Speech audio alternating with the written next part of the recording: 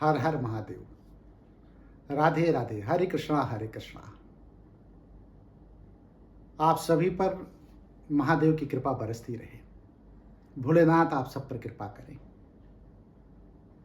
साथियों, जो करते कर्म नहीं अपना, खाते हैं मांग पेट भरकर, मस्तक पर है कलंक धब्बा, धुल नहीं सकेगा जीवन भर। कर्म सबको करना चाहिए, और जो कर्म किए बगैर मांग कर खाता है तो उसका यह जीवन तो नरक होता ही होता है। आने वाला जन्म भी, जो नेक्स्ट जन्म होगा, वो भी बड़ा संकट में होगा। उसका कलंक का धब्बा धुल नहीं पाएगा, अगले जन्म में भी नहीं धुल पाएगा। इस जन्म में तो धुलेगा ही धुलेगा नहीं, अगले जन्म में भी नहीं धुल पाएगा। तो इसलिए कर्म प्रधान विश्व रच राखा। ये पूरा विश्व जो है, पूरा संसार है, ये कर्म प्रधान है। तो कर्म तो करना ही करना होगा। इसीलिए तुलसी बाबा ने कहा कि सकल पदार्थ है जग माही, और कर्महीन नर पावत नहीं। जो कर्महीन नर हैं, जो कर्महीन मनुष्य हैं, वो सकल पदार्थ इस संसार में भरा पड़ा है, लेकिन वो पाते नहीं है, उसका भोग नहीं कर पाते। तो क्या करना होगा? कर्म करना होगा। साथियों, सच है कि हमारे बस में सारी चीजें नहीं हैं, लेकिन यह भी सच है कि हमारे बस में बहुत सी चीजें हैं। और जो हमारे वश में है ना, कुछ लोग ये कहते हैं कि प्रारब्ध हमारा खराब था, इसलिए मेरी जिंदगी नरक में है। लेकिन प्रारब्ध से भाग्य को बदला जा सकता है, नियत को बदला जा सकता है। और प्रारब्ध जो है, जो प्रारब्ध आपका है ना, वो जब कर्म करेंगे तो उस वो प्रारब्ध बदल जाएगा। लेकिन यहाँ एक दिक्कत और आती है। बहुत से लोग प्रारब्ध को ही भाग्य मान बैठते हैं, और बहुत से लोग भाग्य को ही कर्म की कहीं चर्चा ही नहीं करते। वो नियत, प्रारब्ध, भाग्य, इसी को सब एक ही मान बैठते हैं। तो यहाँ स्पष्ट होना चाहिए कि आखिर ये प्रारब्ध है क्या, नियत है क्या, भाग्य क्या है। तो इसको एक उदाहरण से मैं समझाऊंगा पहले, उसके बाद अपनी बात को शुरू करूंगा। साथ में एक नदी का उदाहरण मैं दे रहा हूं। जैसे मान लीजिए कि पूरा जीवन ही आपकी एक नदी है। तो नदी जहां से निकलती है ना, जहां से स्रोत है उसका, जहां प्रस्फुटित होती है नदी, वो प्रारब्ध है। वो स्रोत जो है वो प्रारब्ध है। और जब वो बहती है ना, जिस दिशा को वो चलती है, मतलब दिशा का पाना और बहना, ये कर्म है। लेकिन उस नदी को यह नहीं पता है कि जिस मार्ग पर वो बह रही है उसके आगे जो है क्या है। वो पथरीली जमीन है कि हरियाली है कि चट्टान है, ये उस नदी को नहीं पता है। ये उसका भाग्य है। भाग्य में चट्टान होगा तो नदी की धार कुंद हो जाएगी, कमजोर हो जाएगी। समतल होगा, हरियाली होगी तो धार तेज हो जाएगी। तो प्रारब्ध अच्छा होगा। लेकिन ये सच है कि प्रारब्ध को हम रोक नहीं पाएंगे। मतलब नदी का जो स्रोत है वो तो होना ही होना है, लेकिन नदी के स्रोत को जब वो कर्म के द्वारा, कर्म मतलब हम जो है उसकी गति को धीमा या तेज कर सकते हैं। और नदी की गति को अगर हम तेज कर देंगे, उसके बहाव को तेज कर देंगे, तो कर्म है। दिशा और नदी का बहना ये कर्म है। तो यदि नदी तीव्र गति से जाएगी तो बड़े बड़े चट्टानों को भी, कठोर चट्टानों को भी टुकड़े टुकड़े कर देगी, काट देगी। पथरीली जमीन होगी तो उसको बराबर कर देगी जो है अपनी धार से। तो कर्म से जो है भाग्य को बदला जा सकता है। अवरोध है तो कर्म तीव्र करके उसको बदला जा सकता है। तो नियत क्या है? समुद्र में मलना नियत है। तो यहां पर देखिए, नियत अलग हो गया, भाग्य अलग हो गया, कर्म अलग हो गया, प्रारब्ध अलग हो गया। दूसरा उदाहरण मैं दे दूं आपको। माना कि एक बीज है, चाहे वो आम का बीज हो या फिर जामुन का बीज हो या किसी का भी बीज हो, तो बीज का होना प्रारब्ध है। अर्थ स्पष्ट हो रहा है? बीज का होना प्रारब्ध है। लेकिन जब उसकी निराई, गुड़ाई, रख रखाव, उसमें खाद पानी, सींचना, सिंचाई, ये जब आप करेंगे तो कर्म है।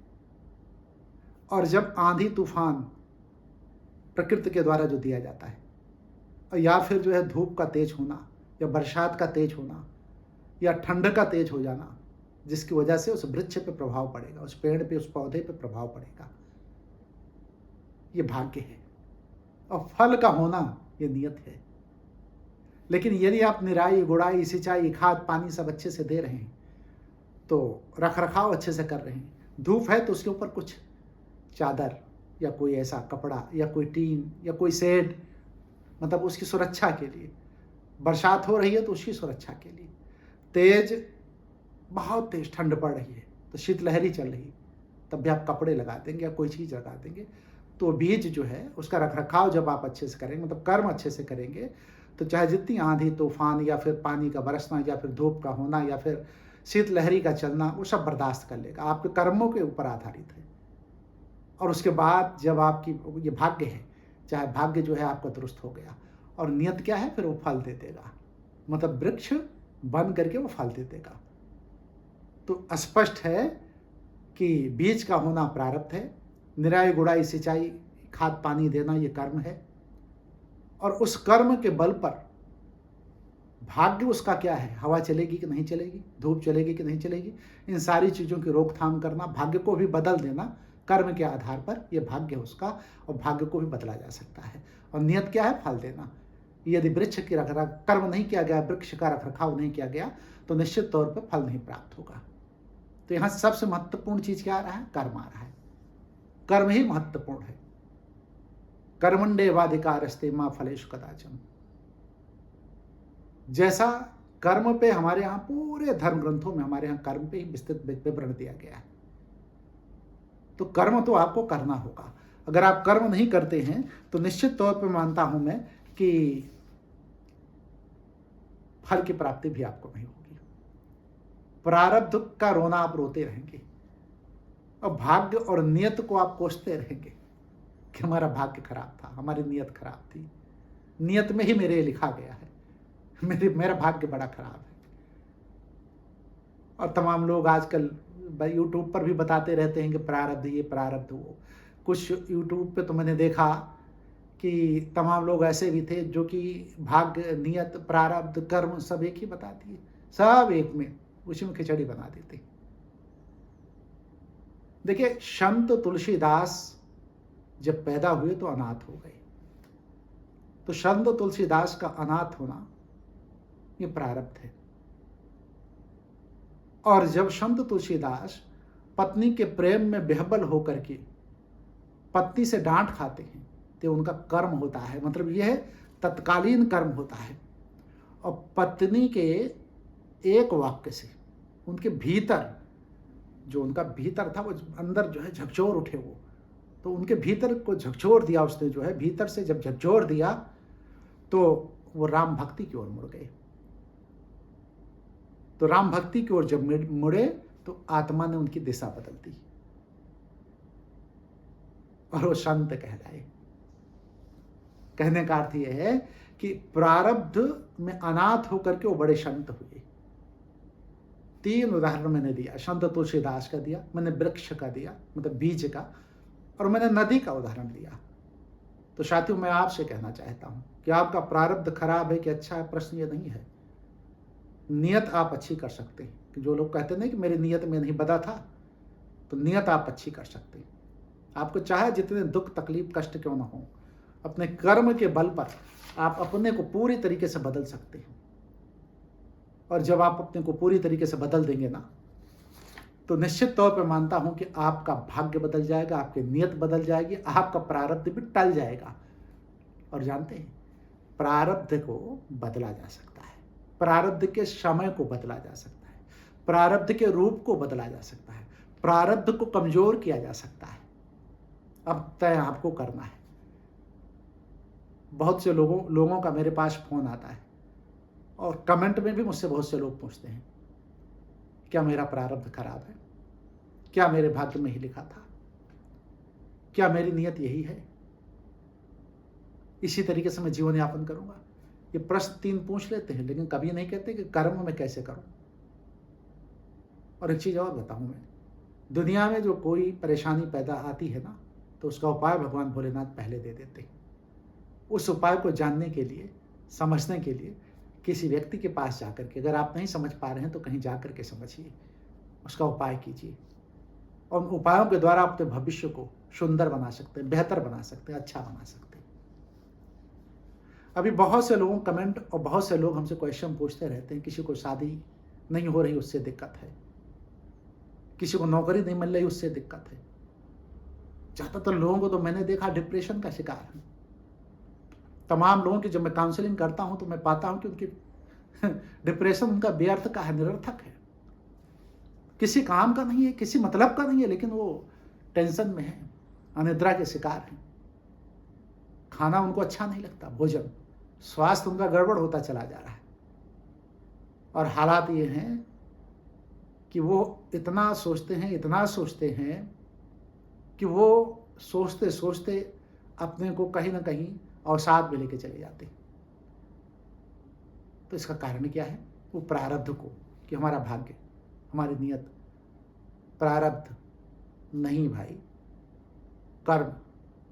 और अगर कर्म ना बन रहा हो, कोई बाधा आ रही हो, तो उस कर्म को भी दुरुस्त करने के तमाम उपाय, तो उस कर्म को भी आप दुरुस्त कर सकते हैं। लेकिन उन उपायों को आपको जो है लगातार करना पड़ेगा। जो है अगर आप लगातार करते हैं जो है तो निश्चित तौर पे वो कर्म दुरुस्त हो जाएगा, इसमें भी कोई दो राय नहीं है।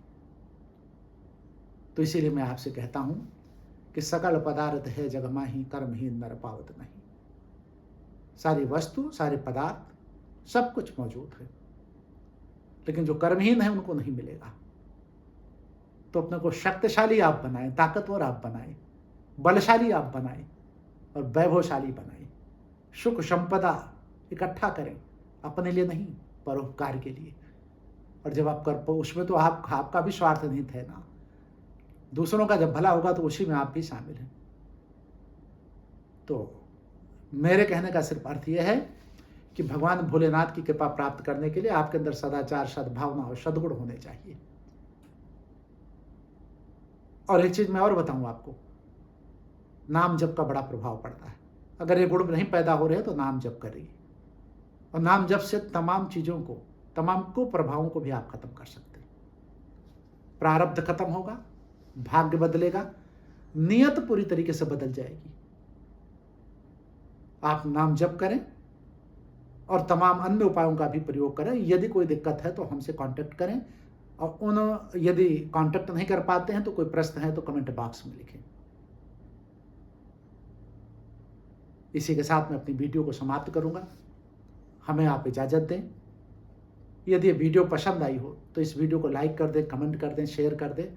इसलिए लाइक, कमेंट, शेयर कर दें कि दूसरे लोगों के पास तक ये वीडियो जब पहुंचे तो उनको भी आंशिक लाभ या पूर्ण लाभ प्राप्त हो। और यदि इस चैनल पे आप नए हैं तो सब्सक्राइब कर दें, और सब्सक्राइब के साथ लाइक, कमेंट, शेयर भी करते रहें। तमाम लोगों का इसका फायदा जो है लोगों को मिलता रहे। और यदि कमेंट बॉक्स में कोई प्रश्न नहीं है तो कम से कम इतना तो जरूर लिख दें कि हर हर महादेव। जब आप हर हर महादेव लिखते हैं तो हमारी ऊर्जा का मतलब जो भगवान भोलेनाथ के द्वारा मुझे ऊर्जा प्राप्त है वो आप तक जाती है, और आप भी उस ऊर्जा को अपनी ऊर्जा को घनीभूत कर लेते हैं। तो कम से कम भगवान भोलेनाथ की कृपा प्राप्त करने के लिए हर हर महादेव जरूर लिख दें। और जाते जाते मैं आप लोगों से कहूँगा, हर हर महादेव।